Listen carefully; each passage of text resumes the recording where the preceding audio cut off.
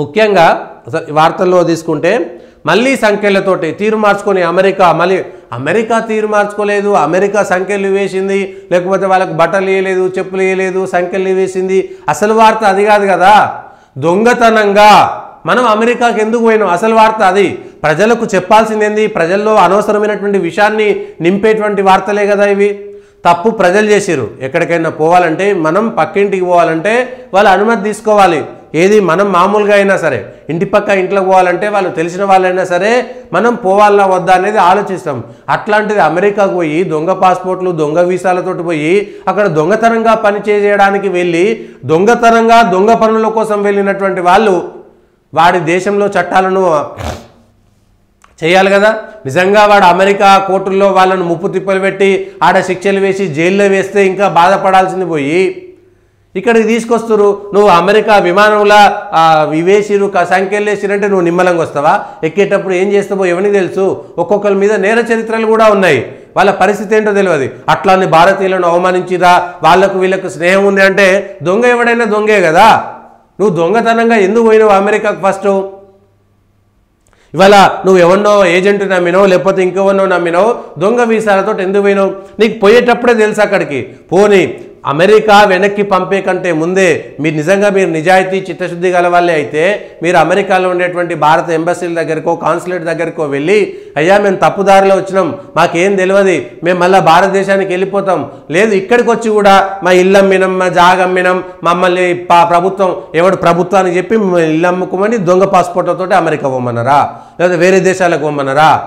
భారతదేశంలో ఏం తక్కువైందని నువ్వు వెయ్యి ఆడవై పెద్ద పీక్ పడేసే పనే ఉన్నది. ఇగో ఇదొక షోక్ అయిపోయింది. అక్కడ పోతే ఏందో కోట్ల రూపాయలు ఉచితంగా వస్తున్నట్టుగా ఆడికి వేయి మళ్ళీ వెట్టి చాకరీ చేయాల్సినటువంటి కర్మ మీకు ఏం పట్టింది? భారతదేశంలో అనేకమైనటువంటి ఉపాధి అవకాశాలు ఉన్నాయి. భారతీయుల యొక్క మనస్తత్వం మారిపోయింది. ఒకనాటి భారతదేశంలో ఉన్నటువంటి నీకు నిజంగా నీకు ఆ ఎలిజిబిలిటీ ఉంది, నువ్వు అమెరికా పోగలుగుతావు, నీ చదువు ఉంది, లేకపోతే నీకు అక్కడ పలానా ఉద్యోగం ఉంది, ట్రక్ డ్రైవర్గా. వాడు అనేక మంది అమెరికాలో పంజాబ్ నుంచి వెళ్ళిన ట్రక్ డ్రైవర్లు ఇప్పుడు కాదు, అనేక మంది అక్కడికి వెళ్ళి 5-6 ఏళ్ళు 10 ఏళ్ళ తర్వాత అక్కడ ఆ నానా కష్టాలు పడి అప్పుడు అక్కడ అమెరికాకు సంబంధించినటువంటి గ్రీన్ కార్డో లేకపోతే అక్కడ సిటిజన్షిప్ తెచ్చుకుంటున్నారు దొంగతనంగా. దొరకని వాళ్ళు దొరలు, దొరికిన వాళ్ళంతా దొంగలే కదా. నీకు వెళ్ళేటప్పుడే తెలుసు నువ్వు నేరుగా అమెరికా పోతలేవు, మధ్యలో ఈ సముద్రం దాటిపిస్తారు, నదులు దాటిపిస్తారు, మెక్సికో తీసుకోపోతురు, మెక్సికో నుంచి దొంగతనంగా పోతురు. నువ్వు పోయినప్పుడే అక్కడ అమెరికాకు సంబంధించినటువంటి వాళ్ళు పట్టుకుంటున్నారు, పోలీసు వాళ్ళు అధికారులు పట్టుకున్న తర్వాత నిన్ను డిపోర్టేషన్ సెంటర్ పంపిస్తున్నారు. ఇన్ని జరిగిన తర్వాత తప్పు జరిగింది, వీడికి వచ్చి మళ్ళీ అనవసరమైనటువంటి మాటలు మాట్లాడేందుకు, దేశ ప్రజల్లో అనవసరమైనటువంటి తెంచుడేందుకు? అసలు నిన్ను ఎవడు బొమ్మన్నాడు? తప్పు చేసింది నువ్వు. తప్పు చేసిన తర్వాత వాడు సంఖ్యలు వేస్తాడు, ఇంకేమైనా చేస్తాడు. నిన్ను ఎవడు బొమ్మన్నాడు? ఫస్ట్ మొదలు అమెరికా కానీ ఏ దేశమైనా సరే, నువ్వు పాకిస్తాన్ పోవాలన్నా, బంగ్లాదేశ్ పోవాలన్నా, లేకపోతే నువ్వు ఇంగ్లాండ్ పోవాలన్నా, అమెరికా పోవాలన్నా, గల్ఫ్ దేశాల్లో పోవాలన్నా కూడా నీకు ఏ రకమైనటువంటి వీసా ఉన్నది? నీకు వీసా లేదు, ఏం లేదు. నువ్వు మెక్సికోకు పోయి, మెక్సికో నుంచి అమెరికాకు పోయి, మధ్యలో నదులు దాటి ఏజెంట్లు నిన్ను మోసం చేసి నువ్వు దొంగతనంగా తీసుకోపోతారని నీకు తెలిసిన తర్వాత, నువ్వు దొంగతనంగా అమెరికాకు పోతున్నావని నీకు తెలిసిన తర్వాత వాడు వాళ్ళ దేశంలో ఎందుకు ఉండనిస్తాడు? ఎందుకు ఉండనియాలి? ఇది కరెక్టేనా? భారతదేశంలో ఉన్నటువంటి మనం ఒప్పుకుంటామా? మనమంటే మన రాజకీయ నాయకులు ఓట్ల రాజకీయాల కోసం బంగ్లాదేశ్ నుంచి 1 కోటి మంది వచ్చినా వాడు ఓట్లు వేస్తాడని వాడు ఏమైనా చేస్తారు. అది మన దరిద్రం. మన దేశంలో చట్టాలు అంత దరిద్రంగా ఉన్నాయి. మనకు 5,000 కిలోమీటర్ల బార్డర్ ఉంది. బంగ్లాదేశ్ నుంచి వాడు పొద్దుగాలు వస్తాడు, రాత్రి పోతాడు, మనకు వాడు ఓటు వేస్తాడు. కాబట్టి 2 కోట్ల మందికి వానికి బంగ్లాదేశ్లో ఓట్లు ఉంటాయి, భారతదేశంలో ఓట్లు ఉంటాయి. మన దేశం యొక్క దరిద్రపు రాజకీయ నాయకులు చేసేటువంటి దరిద్రపు రాజకీయం వల్ల ఈ దరిద్రం మనకు పట్టుకున్నది. కానీ అమెరికాకి ఏం పట్టింది? నువ్వైనా తీట బట్టి ఓడవమ్మన్నాను నిన్ను. అమెరికా పోయి మళ్ళీ దీనికి వార్తలు రాసేటోళ్ళు వాళ్ళు రెచ్చగొట్టే విధంగా మొత్తం మోడీ సంఖ్యలు వేసి పట్టుకొచ్చి గుంజుకొచ్చిండు, నరేంద్ర మోడీ ట్రంప్ దోస్తులు కాబట్టి వాళ్ళని అమెరికాలో ఉంచాలి, వాళ్ళకి అక్కడనే ఉద్యోగాలు ఇవ్వాలి. ఇది ఎక్కడి విచిత్రమైనటువంటి వాదన?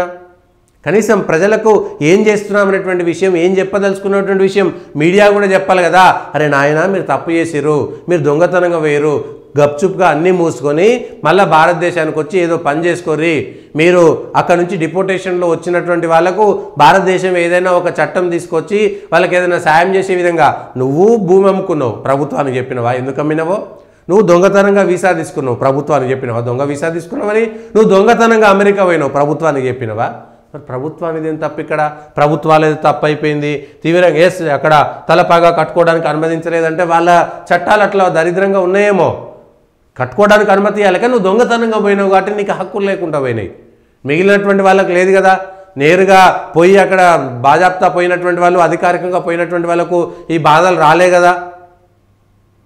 దొంగతనంగా పోయినటువంటి వాళ్ళని దయచేసి సపోర్ట్ చేయకండి, మీడియా వాళ్ళు కూడా సపోర్ట్ చేయకండి, రాజకీయ నాయకులు కూడా కేవలం రాజకీయం చేయాల్సినటువంటి అవసరం లేదు, కేవలం రాజకీయం చేయాల్సినటువంటి అవసరం లేదు.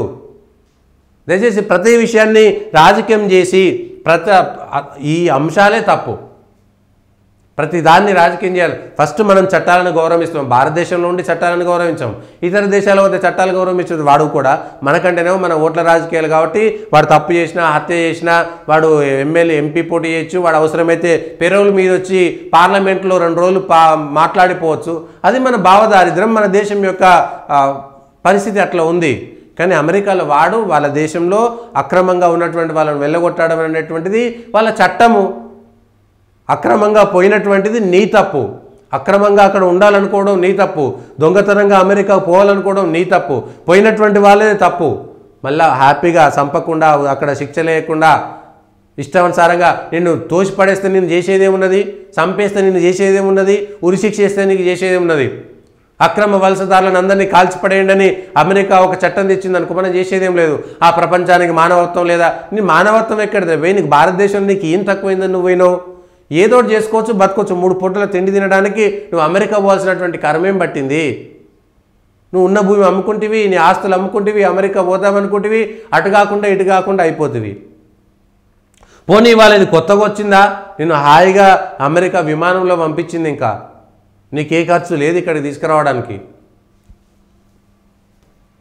అమెరికా అండ లేకుంటే ఉక్రెయిన్ మనుగడ కష్టమే.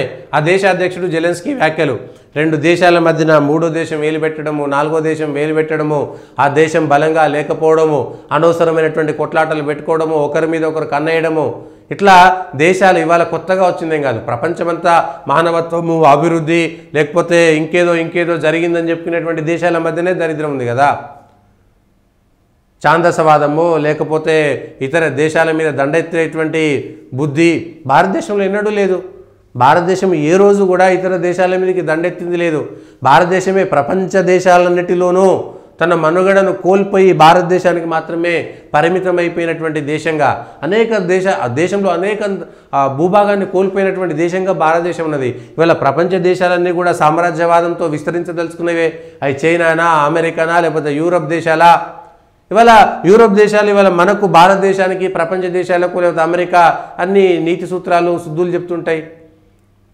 బ్రిటిష్ వాడు ఎన్ని దేశాల మీద, 90-100 దేశాల మీద వాడు ఏండ్లకేండ్లు వాడు పెత్తనం చేసిండు, అనేక దేశాలను కబ్జా చేసి ఆయా దేశాలను మొత్తం దోచుకున్నాడు. ఇవాళ ఆగమైపోతున్నది బ్రిటన్ దేశం. భారతదేశాన్ని కబ్జా చేసినటువంటి దేశాల పరిస్థితి అంతా ఆగమైపోయింది. ఏమైంది? ఇవాళ టర్కీలు, ఒట్టోమన్లు ప్రపంచ దేశాలను పెట్టి ప్రపంచ దేశాలకి ఇవాళ ఉగ్రవాదాన్ని ఇస్తున్నారు కదా, లేకపోతే సామ్రాజ్యవాదాన్ని ఇస్తున్నారు కదా. వాళ్ళ చైనాలో ఉన్నటువంటి సంస్కృతి అంతా కూడా టిబెట్ను ఆక్యుపై చేసుకోవడమో, ఇంకో దేశాన్ని ఆక్యుపై చేసుకోవడమో చేస్తున్నది కదా. ఇతర దేశాల మీద కన్నేసి కబ్జాలు చేసేది. మన దేశానికి నేపాల్ వస్తుంటే వద్దనుకున్నాం, బర్మా వస్తుంటే వద్దనుకున్నాం, శ్రీలంకను వదిలేసుకున్నాం, పాకిస్తాన్ విడదీసుకున్నాం, బంగ్లాదేశ్ను విడదీసుకున్నాం. అదేమో మన దరిద్రము.